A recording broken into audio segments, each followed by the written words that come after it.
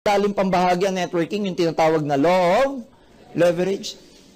Kaibigan, ito ang tatandaan nyo kahit hindi na ho kayo, hindi tayo magkita-kita. Hindi ko alam kung sino sa inyo yung mag-stay for good sa networking o sa AIM Ang huwag nyo kakalimutan sa buhay yung tinatawag na law of leverage because according to experts, this is the most important technique to wealth.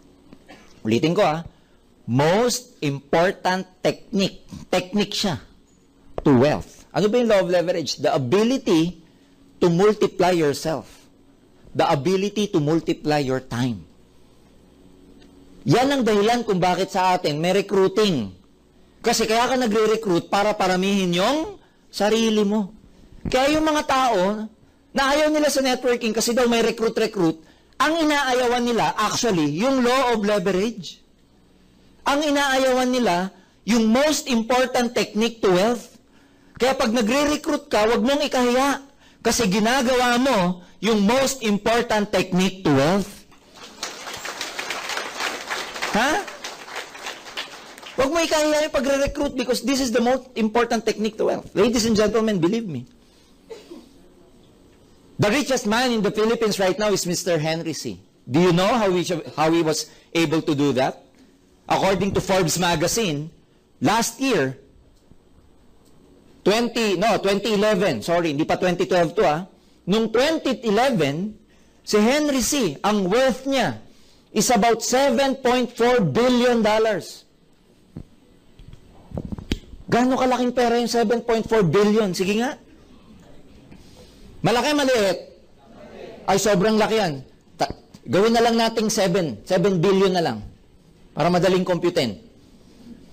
7 billion, magkano yun sa peso? Sa 40. 7 billion times 40 pesos per dollar, magkano yan? 280 billion yan. Tama ba? Tama. Siyam na zero po yan. Ang dami zero. Yung iba nga, 2 zero lang, hirap na siya, siyam Gano'n kalaki yung pera? 280 billion. Gusto niyo malaman? Kung ikaw si Henry C. at uubusin mo yan, paano mo ubusin? Di mo maubos. Kahit 1 milyon ang ubusin mo araw-araw. Kunwari, meron ka 280 billion. Ubusin mo. Ang goal mo, ubusin. Gumastos ka 1 million a day para lang maubos siya. Magkano magastos mo sa 1 linggo? 7 million lang. Sa 1 buwan? 30 million. Sa 1 taon, 365 million lang. Simply divide this by 365 million. Ang lalabas dyan, years. Gusto niyo malaman ilang years? 976 years. Ganyang kalaki perang yan. Paano mo ubusin? Kailangan mong mamatay, mabuhay, mamatay, mabuhay, mamatay, mabuhay bago mo maubos. At yan yung kayamanan, nakaapu-apu-apu-apuhan na niya, mayaman na. Diba 2012 lang ngayon? Malamang yung Henry C. family by 2100, kilala pa si Henry C. yung lolo Tama? Baka pag yung mga apo niya naglalaro, alam mo yung lolo ng lolo ko, si Henry C. Tama ba? Kayo po yung lolo ng lolo nyo, kilala nyo pa? Walang nagawa kaya hindi natin kilala. Tama ba? Can you imagine gano'ng kalaki? And how was he able to do that? Because of leverage. Paano? Isa sa mga negosyo nito yung tinatawag na SM Prime Holdings Company. It's a holding company. Under that company, maraming kumpanya. Nandyan yung SM. SM, marami konti. Bawat SM, tanong, may tenant wala? Meron. Ang SM, maliit na community. Pag pumasok ka, bayad ka sa parking. Pag nag-shopping ka, kita siya. Pag nagutom mga anak mo, kita siya. Pag nanood ng sine, kita na naman siya. Bago ka umuwi, yung kinain mo lahat, pati basura, kita siya. Pati basura ni Henry C. binibili. Kung alam niyo po sa loob ng SM, may mga kontraktor yan, binibili basura niya. Can you imagine? Sa dami ng SM, magkano kinikita ni Henry C? Buti kung SM lang. Meron pa siyang BDO. Daming BDO. Alam niyo, 10 years ago, kilala niyo yung BDO? Hindi. Ano ginawa niya? Bakit nakilala BDO? Aggressive, nag-branch out. Tapos pinalitan niya pa yung banking hours. From 9 to 3, ginawa niyang 9 to 5. Pag yung bangko nasa loob pa ng SM, hanggang alas 6 pa yung iba. Kanya yung alas 7 pa nga eh. Dati naghahabol kang yung cheque mo, puputok, alas 3 lang. Tama, pupondohan. Ngayon hanggang alas 5, meron ka. Kung na-late ka sa alas 5, takbo ka sa mall. May video sa mall eh. Hanggang alas 7. Ang galing. Buti kung video lang. Meron pa siyang China Bank. Kanya rin yan eh. Ano pa? Meron pa siyang SM Development Corporation. Meron pa siyang manufacturing. Alam niyo yung bonus? Kanya yan eh. Nasa retail pa siya. Nasa real estate pa. Ang dami negosyo. Ano negosyo niya? Ha? Bilog-bilog. Sinusutan, ganun din eh. Meron siyang Latondenya. Meron siyang Fortune Tobacco. Although part ng Fortune Tobacco already sold. Meron siyang Philippine Airlines. Although, ayan, majority stakeholder na lang siya dyan. Meron siyang PNB. Meron siyang Allied Bank. Meron pa siyang Asia Brewery. Meron pa siyang Eton. Meron pa siyang Century. Ang dami. Ano negosyo? Bilog-bilog. Meron pang isa, yung mga Ayala. Ayala, ano negosyo? BPI, ang dami. Leverage ang tawag dyan. Ayala Life, ang dami rin. Ayala Land, ang dami rin. Yung Ayala Street, tignan nyo, kanila nga yun eh. Tama? Lahat ng nagre-renta dyan. Nung araw kasi, nung Spanish era, wala, hindi naman kasi Makati Business District yan eh. Dati ano yan, Patag, Bukid. Itong mga Kastila, nagsipagbilihan ng ekta-ektaryan lupa. One day yun na naging Ayala. One day yun na naging Makati. Di ang yaman nila ngayon. Ano negosyo? Pilog-pilog. Ang negosyo Networking. Networking. Leverage. Ito ngayon na maganda. Ikaw to. Magre-recruit ka, pararamihin mo.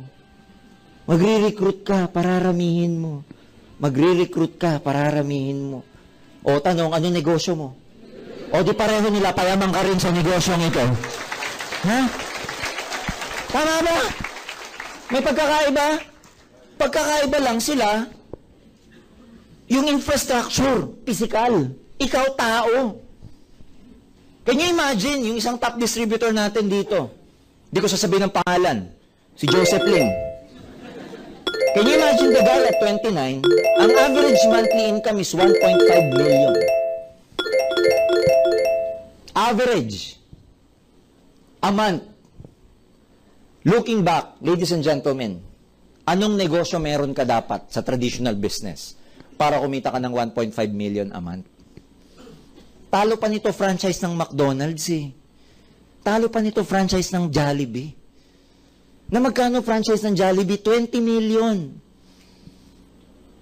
Hindi kikita ang isang Jollibee ng 1.5 million. No! 20 million capital investment, magkano kinikita ng isang outlet ng Jollibee? Probably 500,000. But in AIM Global, it's 1.5 million. Magkano po unan? 7,980. Pinangutang pa. Hindi pa niya sariling pera. You get the point? Kaya siya big business. Bakit? Ano dahilan? Leverage. Yun ang hindi alam ng maraming tao. Kaya ngayon, alam mo na to. Ang sarap mag-recruit. Tsaka ang ginagawa mo pala, yung pinaka-importanting technique sa lahat.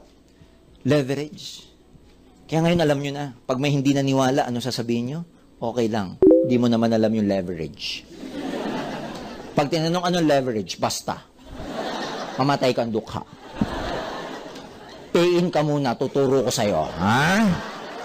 Nakuha nyo ba? Oh. 1.5 oh. May isa pang kumikita sa amin. Tinignan ko mga income nito kasi tagaloob ako eh. Tinignan ko yung accumulated income ng mga taong to. Isang taon kumikita 16 million. From January to December, ang accumulated income, 16 million. Di ko sasabihin kung sino. Kasi more than 16 million siya. Ayan, no? Si Charles Langurayan. Ayan, no? Ayan, tayo ka nga, Charles. Tayo ka, oh. For so many years, this was our top distributor, Charles Langurayan. Ilan taon ka na, Charles? 29. 1 year lang ang tandaan niya sa akin. Can you imagine? Ha? Charles? Can you imagine, guys? Simpleng tao, taga Iloilo, ang ganda ng kwento, working student pa. Can you imagine? Saan mo, bakit sila yumaman ng ganito? Leverage. Kaya nga ito yung sinasabi ko eh. Kung hindi ka may expose sa networking, tapos ang alam na sweldo mo lang, 10,000 hanggang 20,000, buwan-buwan, uulitin ko, 10 to 20,000 pag hindi ka na-expose sa networking, obsolete na yan.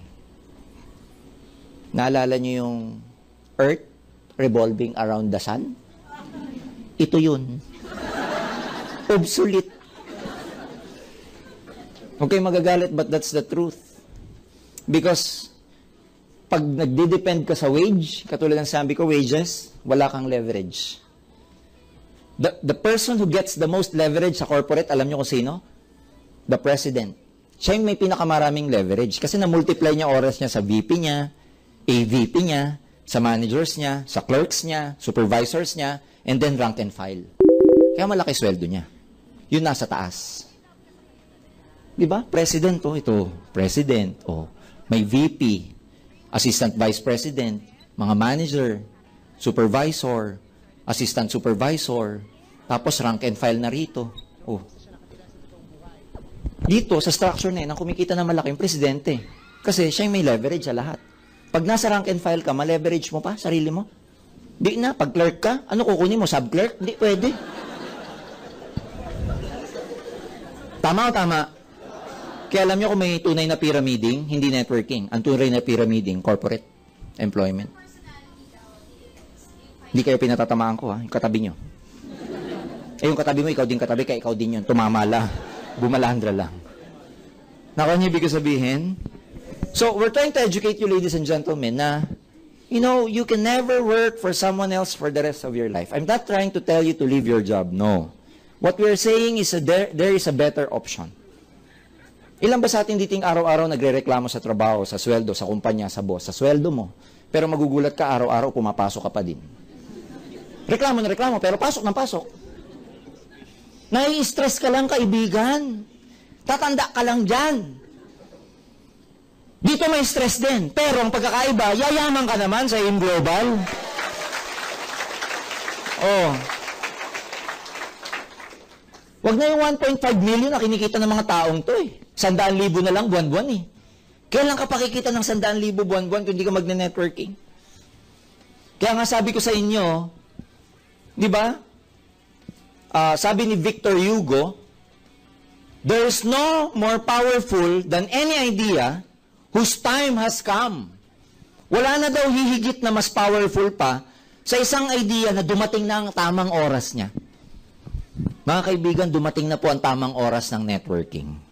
Hindi na mapipigilan ang pagputok ng AIM Global sa buong Pilipinas. Hindi na.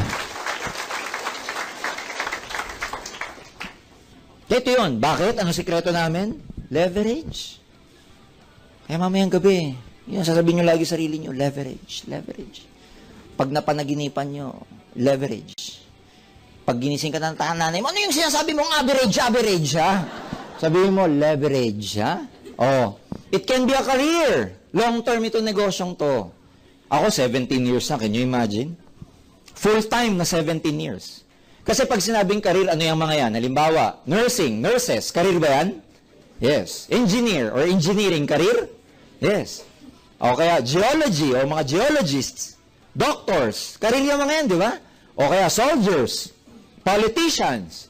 Pag sinabing career, yan yung path, pangmatagalan. Teachers, ayan, career din yan. Teaching, career yan. Engineering, lahat, ang daming career eh. Ibig sabihin, yan yung type na pwede mong simulan hanggang lisanin mo yung mundong ito, yun pa rin ang ginagawa mo. It can be a profession, in other words.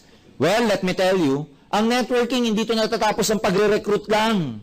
Career ito, pwede niyong ipalit sa trabaho ninyo at mas maganda and di hamak na long term pa. In the States alone, alam niyo,